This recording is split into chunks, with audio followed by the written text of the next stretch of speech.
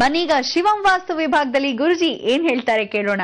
ಗುರುಜಿ, ವಾಸ್ತುವಿನ ವಿಶೇಷ ವಿಭಾಗ ನಮ್ಮ ಶಿವಂ ವಾಸ್ತು ವಿಭಾಗ ತಿಳಿಸ್ಕೊಡ್ತಿದ್ರಿ ಕೆಲ ದಿನಗಳ ಹಿಂದೆ. ಏನಪ್ಪಾ ಅಂದ್ರೆ ಮನೆಯಲ್ಲಿ ಅಕ್ವೇರಿಯಂ ಇರಬೇಕು, ನಮ್ಮ ದೃಷ್ಟಿಯನ್ನ ಆ ಮೀನುಗಳು ತಗೊಂಡು ಅವು ಸತ್ ಹೋಗತ್ವೆ, ಅದರಿಂದನೇ ನಮಗೆ ಗೊತ್ತಾಗುತ್ತೆ ಮನೆಯಲ್ಲಿ ಎಷ್ಟು ದೃಷ್ಟಿಯಾಗಿದೆ ಅಂತ ಹೇಳ್ತಿದ್ರಿ. ಜೊತೆಗೆ ಈ ಅಕ್ವೇರಿಯಂ ಅನ್ನ ಯಾವ ಒಂದು ದಿಕ್ಕಿನಲ್ಲಿ ಇಡಬೇಕು ಅಂತ ಹೇಳ್ತೀನಿ ಅಂತಿದ್ರಿ. ನಿಜ, ಖಂಡಿತ ಹೇಳ್ತೀನಿ. ನೋಡಿ ವೀಕ್ಷಕರೇ, ಅಕ್ವೇರಿಯಂ ಅನ್ನೋದು ಎಲ್ಲರೂ ಇಡಬಹುದು, ಹೇಳ್ಬೋದು. ಎಲ್ಲರೂ ಇಡಕ್ಕೆ ಅವಕಾಶ ಇದೆಯಾ ಅದು ನೀವುಗಳು ನೋಡ್ಕೋಬೇಕು. ಎರಡನೇ ಭಾಗ, ದೊಡ್ಡ ಮನೆಗಳಾಗಲಿ ಪುಟ್ಟ ಮನೆಗಳಾಗಲಿ ಪುಟ್ಟದಾಗಾದರೂ ಇಟ್ಕೋಬಹುದು. ಖಂಡಿತ ಇಟ್ಕೊಂಡಾಗ ದೋಷಗಳು ಹೋಗುತ್ತೆ. ಅದರಲ್ಲಿ ಅಕ್ವೇರಿಯಂ ಯಾವ ರೀತಿ ಅಂದರೆ ಎಷ್ಟು ಮೀನುಗಳು ಅಂತ ಹೇಳಿದ್ದೆ, ಜ್ಞಾಪಕ ಇದೆಯಾ? ಬಂಗಾರದ ಮೀನುಗಳು 8, ಒಂದೇ ಒಂದು ಕಪ್ಪು ಮೀನು.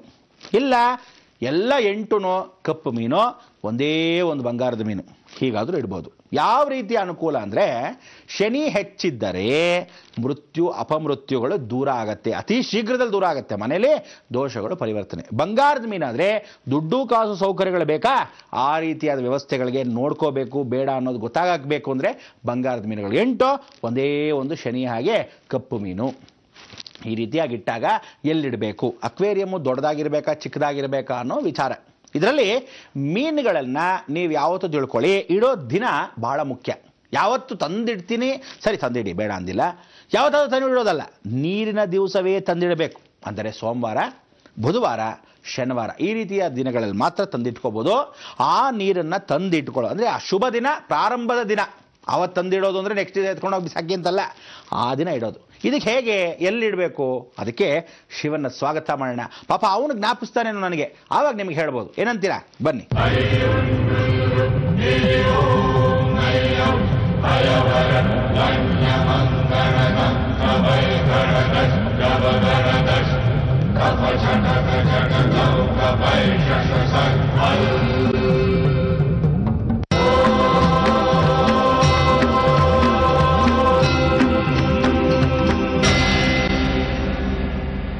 ಮನೆಯಲ್ಲಿ 108 ಕಷ್ಟಗಳು, 108 ಕಷ್ಟ ಕಾರ್ಪಣ್ಯಗಳು ದೂರ ಮಾಡಬೇಕು. ಯಾವ್ಯಾವ ರೀತಿಯಲ್ಲಿ ಮನೆಯಲ್ಲಿ ಸಂರಕ್ಷಣೆ ಮಾಡ್ಕೊಳ್ಳೋಣ, ಯಾವ ರೀತಿಯಾದ ವಾಸ್ತುವಿತವಾಗಿರ್ತಕ್ಕಂಥ ಜೀವನ ನಡೆಸೋಣ. ಒಬ್ರು ಹೇಳಿದ್ ಕೇಳಬೇಕಾ, ಇನ್ನೊಬ್ರು ಹೇಳಿದ್ ಕೇಳಬೇಕಾ? ಅವನೊಂಥರ ಹೇಳ್ತಾನೆ, ಇವನೊಂದು ಥರ ಹೇಳ್ತಾನೆ. ಜೀವನದಲ್ಲಿ ಎಲ್ಲವೂ ಸರಿಯಾಗಿರ್ತಕ್ಕಂಥದ್ದು ಕೆಲವೊಂದು ಮಾತ್ರ. ಎಲ್ಲವೂ ಎಲ್ಲಿಂದಾನೂ ಬಂದ್ಬಿಡಕ್ಕೆ ಸಾಧ್ಯವಿಲ್ಲ, ಎಲ್ರಿಗೂ ತಲೆ ಒಳಗೆ ಬಂದ್ಬಿಡಕ್ಕೆ ಸಾಧ್ಯವಿಲ್ಲ. ಎಲ್ಲರೂ ನಾನು ಕಲಿತೀನಿ ವಾಸ್ತು ಅಂದರೆ ಪ್ರಯೋಜನವಿಲ್ಲ. ಕಲ್ತಾಗ ಏನು ಅಂದರೆ ಅರ್ಧಂಬರ್ಧವಾಗಿ ಕಲ್ತಿರ್ತಕ್ಕಂಥವ್ರು ಎಂಟಿ ಮಸಲ್ಸ್ ಮೇಕ್ಸ್ ನಾಯ್ಸ್, ಸಿಕ್ಕಾಪಟ್ಟೆ ಶಬ್ದ ಮಾಡ್ತಾ ಇರುತ್ತೆ. ಎಲ್ಲರಿಗೂ ಇಲ್ಲದೆ ಇರೋದು ಹಲ್ದೇ ಇರೋದು ಎಲ್ಲ ತಮ್ಮ ತಮ್ಮ ಯೋಚನೆಗಳಲ್ಲಿ ಹೇಳ್ತಾ ಇರ್ತಾರೆ. ನೋಡಿ, ಜೀವನದಲ್ಲಿ ಯಾವತ್ತೂ ತಿಳ್ಕೊಳ್ಳಿ, ವಾಸ್ತು ಅನ್ನೋದೇನು ಅಂತ ಫಸ್ಟ್ ತಿಳ್ಕೋಬೇಕು. ಆ ವಾಸ್ತುಯುತವಾಗಿರ್ತಕ್ಕಂಥ ದೇವಾಲಯ ದರ್ಶನವನ್ನು ತಿಳ್ಕೋಬೇಕು. ತದನಂತರ ವಾಸ್ತುಯುತವಾದ ಮಳೆಯನ್ನು ತಿಳ್ಕೋಬೇಕು. ನಾವು ಕಲ್ಯಾಣಿ ಅಂದರೆ ಭೂಮಿ ಒಳಗಿರೋ ಭಾಗ ಅಂತೀವಿ. ದೇವಸ್ಥಾನದಲ್ಲಿ ಒಂದು ಕಲ್ಯಾಣಿ ಭೂಮಿ ಒಳಗಿರ್ತಕ್ಕಂಥ ಭಾಗ. ಅದು ಎಲ್ಲಿರಬೇಕು? ದೇವ ಮೂಲೆ ಇರಬೇಕು. ಓವರ್ ಹೆಡ್ ಟ್ಯಾಂಕ್ ಎಲ್ಲಿರಬೇಕು? ನೈಋತ್ಯ ಬೇರೆ. ಅಂದರೆ ಮನೆ ಒಳಗಿರ್ತಕ್ಕಂಥ ಅಕ್ವೇರಿಯಂ, ಫಿಶ್ ಅಕ್ವೇರಿಯಂ, ನೀರು ಕುಡಿತಾ ಇರ್ತಕ್ಕಂಥದ್ದು ಅದು ಹೇಗೆ ಯಾವತ್ತಿದ್ರೂ ನೈಋತ್ಯ ಭಾಗದಲ್ಲಿ ಇರಬೇಕು. ನೈಋತ್ಯ ಭಾಗದಲ್ಲಿ ಇರಬೇಕು. ಅಗ್ನಿ ಮೂಲೆಗೆ ಹಾಕಿದ್ರೆ ಅಂತ ಇಟ್ಕೊಳ್ಳಿ, ಜಗ ಜಗ ಜಗ ಜಗ ಜಗ ಜಗ ಅಂತ ಜಗಳ. ನೀವೇನು ಮಾಡ್ಬಿಡ್ತೀರಾ? ನಮ್ಮಲ್ಲಿ ಇಲ್ಲೇ ಜಾಗ ಇರೋದು, ಬೇರೆ ಕಡೆ ಜಾಗ ಇಲ್ಲ, ಬೇಡ ಬಿಟ್ಬಿಡಿ, ಬೇರೆ ರೂಮಲ್ಲಿ ಇಟ್ಕೊಳ್ಳಿ, ಇದರ ಮಾಡಿ ಮೇಲೆ ಇಟ್ಕೊಳ್ಳಿ. ಆದರೆ ಬೆಡ್ರೂಮಲ್ಲಿ ಮಾತ್ರ ದಯವಿಟ್ಟು ಇಟ್ಕೋಬಾರ್ದು.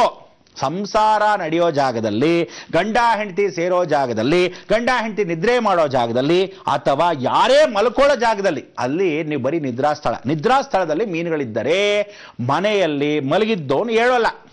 ಏನು ಹೇಳಿ? ಮಲಗಿದ್ದವನೋ ಹೇಳೋದಿಲ್ಲ. ಅಂದರೆ ಹೇಗೆ?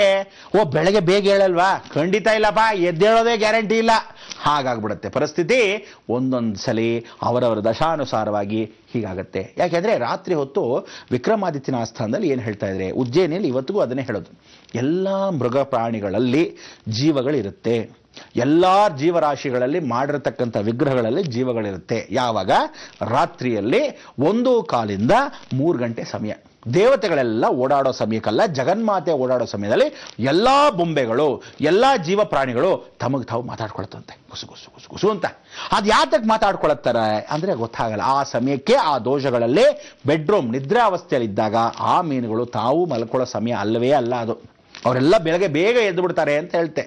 ಅಂದರೆ ಮೀನುಗಳು ನೀವು ನೋಡಿ, ರಾತ್ರಿ ಎಲ್ಲ ನೋಡ್ಕೊಳ್ಳಿ, ಅದೇನೋ ಮಲ್ಕೊಳತ್ತಾ? ಎಲ್ಲಾದರೂ ನಿದ್ದೆ ಮಾಡ್ತಿರೋ ಮೀನುಗಳು ನೋಡಿದ್ದೀರಾ? ನೋಡಿಲ್ಲ. ಅದು ಯಾವತ್ತು ಮಲ್ಕೊಳತ್ತೆ? ಮಧ್ಯಾಹ್ನದಲ್ಲಿ ಮಾತ್ರ ನಿದ್ರೆ ಮಾಡುತ್ತೆ. ನೀವುಗಳು ಶಬ್ದ ಮಾಡ್ಕೊಂಡು ಕೂಸ್ಕೊಂಡಿದ್ರೆ ಪಾಪ ಅದು ಎಚ್ಚರಿಕೆ ಆಗಿರುತ್ತೆ, ತಟ್ತಾ ಇದ್ರೆ ಎಚ್ಚರಿಕೆ ಆಗಿರುತ್ತೆ. ಆದರೆ ಅದು ಮಠ ಮಧ್ಯಾಹ್ನದಲ್ಲಿ ನಿದ್ರೆ. ಅದಕ್ಕೆ ರಾತ್ರಿ ಆದರೆ ಯಾವ ಕಾಲಕ್ಕೂ ಅದು ಯಾವತ್ತೂ ಜಾಗರಣೆ ಅಲ್ಲ. ಆದರೆ ಮಲ್ಕೊಳ್ಳೋ ಸಮಯ ಬಂದು ಅದು ಯಾವ ಕಾಲಕ್ಕೂ ನಾವು ಮಲ್ಕೊಳ್ಳೋ ಸಮಯಕ್ಕೆ ಮಲ್ಕೊಳ್ಳಲ್ಲ, ಅದು ಯಾವತ್ತೂ ಜಾಗರಣೆ. ಬೆಳಗಿನ ಜಾವದಲ್ಲಿ ಮತ್ತೆ ಪ್ರಾರ್ಥನೆ, ಅಂದ್ರೆ ಏನೋ ಸೂರ್ಯ ಹುಟ್ಟಕ್ಕೆ ಮೊದಲು ನಿದ್ದೆ ಮಾಡುತ್ತೆ, ಆಗ ದೇವತೆಗಳು ಬಂದು ಹೊರಟೋಗ್ತಾರೆ, ಅದು ನಿದ್ದೆ ಮಾಡಿರುತ್ತೆ. ಸೂರ್ಯ ಬಂದ ಮೇಲೆ ಮತ್ತೆ ಜಾಗೃತರಾಗುತ್ತೆ. ಅದಕ್ಕೆ ಹೇಳೋದು, ಇದಕ್ಕೆ ಇರತಕ್ಕಂಥ ಸಮಯ 1 ಗಂಟೆ ಕಾಲ ಬೆಳಗ್ಗೆ, 1 ಗಂಟೆ ಕಾಲ ಮಧ್ಯಾಹ್ನ, ಅಂದ್ರೆ 2 ಹೊತ್ತು ಮಾತ್ರ ಸೂರ್ಯ ಇದ್ದಾಗಲೇ ಅದಕ್ಕೆ ನಿದ್ದರೆ. ಅದಕ್ಕೋಸ್ಕರ ಈ ಥರದ ಪ್ರಾಣಿಗಳನ್ನು ನಾವು ಮೀನುಗಳಾಗಿರೋದ್ರಿಂದ ಮನುಷ್ಯ ತಾನು ಮಲ್ಕೊಂಡಿದ್ದಾಗ ಶನಿ ಸಂಚಾರ ಜಾಸ್ತಿ. ಮೀನುಗಳು ಯಾವುದೋ ಇಟ್ಕೊಳ್ಳೋ ಅಂತ ಹೇಳಿದೆ, ಕಪ್ಪು ಮೀನಾಗಲಿ ಬಂಗಾರದ ಮೀನಾಗಲಿ, ಬಂಗಾರ ಅಂದರೆ ಸಾಕ್ಷಾತ್ ಯಾರ್ಯಾರು, ರವಿ, ಬುಧ, ಕುಜ, ಇದು ವಿಶೇಷವಾಗಿರ್ತಕ್ಕಂಥ ಬಂಗಾರ ಅಂಶ. ಬುಧನ ವಿಶೇಷ ಮತ್ತು ರವಿಯ ವಿಶೇಷ ಮತ್ತು ಕುಜನ ವಿಶೇಷ, ಈ ಬಂಗಾರ ತತ್ವವನ್ನ ಗುರು ತತ್ವವನ್ನ ಸೇರ್ತೀವಿ. ಆ ಗುರುನು ಬಂಗಾರವೇ. ಅದಕ್ಕೋಸ್ಕರ ಈ ರೀತಿಯಾದ ಬಂಗಾರವನ್ನ ಯಾವತ್ತೂ ಬಂಗಾರದ ಮೀನುಗಳನ್ನ ಇಷ್ಟೂ ದೋಷಗಳು ಆ ಗ್ರಹಗಳಿಗೆ ಬರುತ್ತೆ. ಇದಕ್ಕೆ ಪರಿವರ್ತನೆ ಮಾಡ್ಕೊಳ್ಳೋದಕ್ಕೆ ಶನಿ, ಅಂದರೆ ಒಂದೇ ಒಂದು ಮೀನು ಕಪ್ಪು ಮೀನು ಇರುತ್ತೆ, ಆ ರೀತಿ 8 ಕಪ್ಪು ಮೀನು ಇಟ್ಕೊಂಡಿರೋರು ಅಥವಾ ಯಾವ ರೀತಿಯಾದ ಒಂದೇ ಒಂದು ಬಂಗಾರದ ಮೀನು ಇಟ್ಕೊಂಡಿರೋರು ರಾತ್ರಿ ನಿದ್ದೆ ಮಾಡೋ ಸಮಯದಲ್ಲಿ ಮನುಷ್ಯ ಮಲಗಿದ್ದವನು ಮತ್ತೆ ಹೇಳಲ್ಲ, ಇಲ್ಲ ಅವನು ಜಾಗೃತನೇ ಆಗಲ್ಲ, ಮಂದ ಬಿದ್ದು ಹೋಗ್ತಾನೆ. ಅದಕ್ಕೋಸ್ಕರ ಬೆಡ್ರೂಮಲ್ಲಿ ದಯವಿಟ್ಟು ನಿದ್ರೆ ಮಾಡೋ ಜಾಗದಲ್ಲಿ ಯಾರೇ ಆಗಲಿ ಆ ಬೆಡ್ರೂಮ್ಗಳಲ್ಲಿ ಇಟ್ಕೋಬಾರ್ದು. ಮೀನುಗಳು ತುಂಬಾ ಪ್ರಾಣಿ ಅಂದ್ರೆ ಯಾವ ಜನಸಂಚಾರ ಜಾಸ್ತಿ ಇರುತ್ತೋ, ಯಾರು ತುಂಬಾ ಓಡಾಡ್ತಿರ್ತಾರೋ, ಪ್ಯಾಸೇಜ್ ಭಾಗ ಅಂತ ಇಟ್ಕೊಳ್ಳಿ, ಆ ಜಾಗದಲ್ಲೂ ಜಾಸ್ತಿ ಇಡಬಾರ್ದು. ಸ್ಥಿರತೆ ಇರಬೇಕು, ಅಡ್ಡವಾಗಿರಬಾರ್ದು. ಅಂದ್ರೆ ಇಲ್ಲಿಂದ ಅಡಿಗೆ ಮನೆಗೆ ಹೋಗ್ತೀರಾ, ಒಂದು ಮೂಲೆಗಿರಬೇಕು, ಆ ಭಾಗದಲ್ಲಿ ಅದಕ್ಕೆ 2 ದ್ವಾರ, ಅಂದ್ರೆ ನೋಡಿ ಈ ಮಧ್ಯಕ್ಕೆ ಹಿಂಗೆ ಇಟ್ಟಿರ್ತೀರಾ, ಈ ಕಡೆನೂ ಓಡಾಡೋದು, ಆ ಕಡೆನೂ ಓಡಾಡೋದು. ಅಂದ್ರೆ ಮೀನಿಗೆ 2 ಭಾಗದಲ್ಲಿ ಓಡಾಡೋ ಜಾಗಗಳು, ಅಂದ್ರೆ ನೀವು ಅಕಸ್ಮಾತ್ ಇಟ್ಟರಿಂದ ಇಟ್ಕೊಳ್ಳಿ ಅಕ್ವೇರಿಯಂ, 2 ಭಾಗ ಓಡಾಡ್ತೀರಾ, ಅಂದ್ರೆ ಅಡಿಗೆ ಮನೆಯಿಂದ ಹಾಲಿಗೆ, ಹಾಲಿಂದ ಅಡಿಗೆ ಮನೆಗೆ, ಆ ಭಾಗಕ್ಕಿನ ಇಟ್ಟರೆ ಮಧ್ಯ ಬ್ರಹ್ಮಸ್ಥಾನ ಆಗ್ಬಿಡುತ್ತೆ. ಅದು ಆ ಸಮಯದಲ್ಲಿ ಅಲ್ಲಿಟ್ಟರೆ ದೋಷಗಳು ಹೆಚ್ಚು, ಮೀನಿಗೇನಾಗುತ್ತೆ, ಬಂಧನವಾಗುತ್ತೆ. ನೀವು ಓಡಾಡೋದು ಯಾವತ್ತೂ ರೀಸೈಕಲ್, ಅದಕ್ಕೆ ಲಾಕ್ ಆಗ್ಬಿಡುತ್ತೆ. ಆಗೇನಾಗುತ್ತೆ, ವಾಯುತತ್ವ ಮೀನುಗಳಿಗೆ ಯಾವತ್ತಿದ್ರೂ ರೋಗಕಾರಕ, ಮನೆಯಲ್ಲಿ ಸ್ಪ್ರೆಡ್ ಮಾಡುತ್ತೆ, ರೋಗ ರುಜಿನಗಳನ್ನ ಹೆಚ್ಚು ಮಾಡುತ್ತೆ. ಅದಕ್ಕೆ ಸ್ಥಿರತೆ, ಒಂದು ಕಡೆ ಮೂಲೆ ಇಟ್ಬಿಟ್ರೆ ಆ ಕಡೆ ಯಾರು ಓಡಾಡಲ್ಲಪ್ಪ ಅನ್ನೋ ರೀತಿ ನೈಋತ್ಯ ಭಾಗದಲ್ಲಿ ಅದಿದ್ದರೆ ಓಡಾಡ್ಕೊಂಡು ಅದ್ರ ಹೊರಗಿರುತ್ತೆ. ಒಂದೇ ಕಡೆ ಓಡಾಡ್ಬೇಕು ನಾವು. ಅಂದ್ರೆ ಮೀನಿಗೆ ಸುತ್ತೋ ಭಾಗಕ್ಕೆ ಇಟ್ಕೋಬಾರ್ದು, ಮೀನಿನ ಮಧ್ಯ ಭಾಗಕ್ಕೆ ಇಟ್ಕೊಂಡು ಅದಕ್ಕೆ ಸುತ್ತೋ ಜಾಗ ಅಥವಾ ಈ ಕಡೆ ಹೋಗೋ ಜಾಗ ಈ ಕಡೆ ಹೋಗೋ ಜಾಗ ಮಾಡ್ಕೊಳ್ಳೋದು. ಒಂದು ಕಡೆ ಓಡಾಡ್ಬೋದು, ಮೀನಿಗೆ ಹಿಂಗಿದೆ ಅಂದ್ರೆ ಈ ಕಡೆ ಓಡಾಡ್ಬೋದು, ಒಂದು ಮೂಲೆಗೆ ಇದ್ಬೇಕು. ಆದ್ರೆ ಹಿಂದ್ಗಡೆ ಆಗಲಿ ಜಾಗ ಇರಬಾರ್ದು, ಪಕ್ಕದಲ್ಲಾದ ಜಾಗ ಇರಬಾರ್ದು, ಈ ಕಡೆ ಜಾಗ ಇರಬಾರ್ದು, ಎದುರುಗಡೆ ಓಡಾಡ್ಬೋದು ಅಷ್ಟೇ ಮಾತ್ರ. ಯಾವ್ದಾದ್ರು ಒಂದು ದಿಕ್ಕಿಗೆ ಮೀನು ಮುಂದೆ ಓಡಾಡ್ಬೋದು. ಆ ಮೀನುಗಳು ಓಡಾಡೋ ಜಾಗ ನೈಋತ್ಯನೇ ಆಗಬೇಕು. ಹಾಲಲ್ಲಾದರೂ ಸರಿ, ಡೈನಿಂಗ್ ಟೇಬಲ್ ಅಲ್ಲಿ ನೀವು ಊಟ ಮಾಡೋ ಜಾಗದಲ್ಲಿ ಅಕಸ್ಮಾತ್ ಮೀನುಗಳನ್ನ ಸಾಕಿದ್ರೆ ಬಹಳ ಉತ್ತಮ. ಯಾವತ್ತೂ ಆ ಮನೆಯಲ್ಲಿ ದಾರಿದ್ರ್ಯ ಬರಲ್ಲ, ಯಾವ ಕಾಲಕ್ಕೂ ಊಟ ಉಪಚಾರಗಳನ್ನ ಚೆನ್ನಾಗಿರ್ತೀರ, ಯಾವ ಕಾಲಕ್ಕೂ ಒಂದು ಹೊತ್ತು ಊಟಕ್ಕೂ ಅಯ್ಯೋ ದರಿದ್ರ ಕಣೆಯ ಅಂತ ಇಲ್ಲವೇ ಇಲ್ಲ. ಆ ಮನೆಯಲ್ಲಿ ಸರ್ವದಾ ಸಮೃದ್ಧಿ. ಅದಕ್ಕೆ ಊಟದ ಡೈನಿಂಗ್ ಟೇಬಲ್ ಅಲ್ಲಿ ಬಹಳ ಜನ ಅಲ್ಲಿ ನೈಋತ್ಯ ಭಾಗಕ್ಕೆ ಇಟ್ಕೊಂಡಿರ್ತಾರೆ, ಇಲ್ಲ ಹಾಲಲ್ಲೂ ಇಟ್ಕೊಂಡಿರ್ತಾರೆ. ಹಾಲಲ್ಲಿ ಯಾಕೆ ಅಂದ್ರೆ ಒಂದು ಕಡೆ ಇರ್ತಕ್ಕಂಥ ಮನುಷ್ಯ ಯಾರಾದರೂ ಹೊರಗಡೆ ಬರ್ತಾ ಇರೋರು ದೃಷ್ಟಿ ಬೀಳ್ತಾ ಇರಬೇಕು, ಮೀನು ಮೇಲೆ ದೃಷ್ಟಿ ಬೀಳ್ತಾ ಇರಬೇಕು, ಆ ಮತ್ಸ್ಯಗಳು ಯಂತ್ರಗಳು ದೋಷಗಳನ್ನ ಹೀರ್ಕೊಂತಾ ಇರಬೇಕು, ಧನಾಕರ್ಷಣೆಯನ್ನ ಸರ್ವಾಕರ್ಷಣೆಯನ್ನ ಮಾಡ್ತಾ ಇರಬೇಕು, ದೋಷಗಳನ್ನ ಹಾಗೆ ತುಳಿದು ಹಾಕ್ತಾ ಇರಬೇಕು, ತಿಂತಾ ಇರಬೇಕು, ಅದು ದೋಷಗಳನ್ನ ತಿನ್ನತ್ತೆ. ಅದಕ್ಕೋಸ್ಕರ ಪರಿವರ್ತನೆ ಆ ಮೀನುಗಳಿಗೆ. ಅದಕ್ಕೆ ಯಾವ ಕಾಲಕ್ಕೂ ಬೆಡ್ರೂಮಲ್ಲಿ ಹಾಕೋಕೂಡ್ದು. ತದನಂತರ ಏನು ಮಾಡ್ತಾರೆ, ಬಹಳ ಜನ ಮೆಟ್ಲು ಕೆಳಗೆ ಇಟ್ಬಿಡ್ತಾರೆ ಮೀನನ್ನ ಯಾವ ಕಾಲಕ್ಕೂ ಮೆಟ್ಲು ಕೆಳಗೆ, ನೈಋತ್ಯ ಭಾಗ ಸಿಕ್ತು ಆಯ್ತು, ಅದನ್ನು ಮೆಟ್ಲು ಕೆಳಗೆ ಇಡಬಾರ್ದು, ಮೀನ ಮೇಲೆ ಓಡಾಡಬಾರ್ದು. ದಯವಿಟ್ಟು ಹೆಂಗಸರಿಗೆ ಕಾಲಲ್ಲಿ ಅಥವಾ ಕೈಗಳಲ್ಲಿ ಅಥವಾ ಬೆರಳುಗಳ ಮಧ್ಯೆ ಸನ್ನಿ ಆಗಲ್ವಾ, ನೀರು ಬಂದು ಸೇರ್ಕೊಂಡು ಆ ಥರ ಸನ್ನಿ ಜಾಸ್ತಿ ಮಾಡಿ, ಪಸ್ ಫಾರ್ಮೇಷನ್ ಜಾಸ್ತಿ ಮಾಡಿ. ಯಾವ ಕಾಲಕ್ಕೂ ಹೆಂಗಸರಿಗೆ ಜೀರ್ಣವಾಗಿ ಒಣಗಿದ ಮೈಯನ್ನ ಕೊಡದೇ ಇದ್ದ ಹಾಗೆ ಮಾಡಿಬಿಡುತ್ತೆ. ಅಕ್ಷಯ್ ಶೀತ ಹಾಗೆ ನೆಗಡಿ ಅದೇ ವಾತಾವರಣದಲ್ಲೇ ಅವ್ರನ್ನ ಕೋರಗಿಸ್ಬಿಡುತ್ತಂತೆ ಹೆಣ್ಣುಮಕ್ಕಳಿಗೆ. ಅದಕ್ಕೆ ಮೆಟ್ಟಲ ಮೇಲೆ ಅಂದ್ರೆ ಮೀನು ಮೇಲೆ ಓಡಾಡಬಾರ್ದು. ಈ ರೀತಿಯಾದ ಒಂದು ರಕ್ಷಣೆ. ಅದಾದ ಮೇಲೆ ನೀವು ಯಾವತ್ತು ಮೀನು ನಿಮ್ಮ ತಲೆ ಮೇಲೆ ಇಟ್ಕೊಳ್ಳೇಬಾರ್ದು.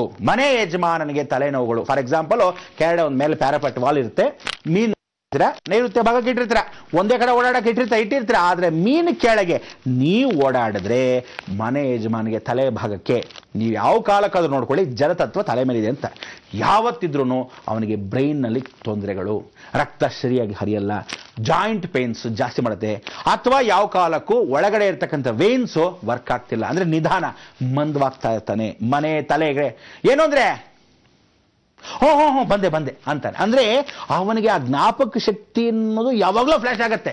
ಅಂಥ ಮೈಂಡ್ ಮಾಡಿಬಿಡುತ್ತೆ. ಅದು ಹುಡುಗ ಆಗಲಿ ಹುಡುಗಿ ಆಗಲಿ ಯಾರನ್ನೇ ಆಗಲಿ ಆ ಮೀನುಗಳ ಕೆಳಗೆ ಓಡಾಡಬಾರದು ಅಂತ ಹೇಳ್ತೀವಿ. ಸೊ ಇದರಿಂದ ಅಕ್ವೇರಿಯಂ ಇಟ್ಟಾಗ ಇಂತಿಂಥ ಸ್ಥಳದಲ್ಲಿ ಹೀಗೆ ಇಡಬೇಕು ಅನ್ನೋದು ಬಹಳ ಮುಖ್ಯ. ಅದಾದಮೇಲೆ ಮೀನನ್ನ ಒಂದು ಜಾಗದಲ್ಲಿ ಬಹಳ ಮುಖ್ಯವಾಗಿರತಕ್ಕಂಥ ಜಾಗದಲ್ಲಿ ಇಡಲೇಬಾರದು, ಇನ್ನೊಂದು ಮುಖ್ಯವಾಗಿರತಕ್ಕಂಥ ಜಾಗದಲ್ಲಿ ಇಡಲೇಬೇಕು. ಅದು ಏನು ಎತ್ತ ಅಂತ ತಿಳ್ಕೊಳ್ಳೋಕ್ಕೆ ಶಿವ ಶಿವ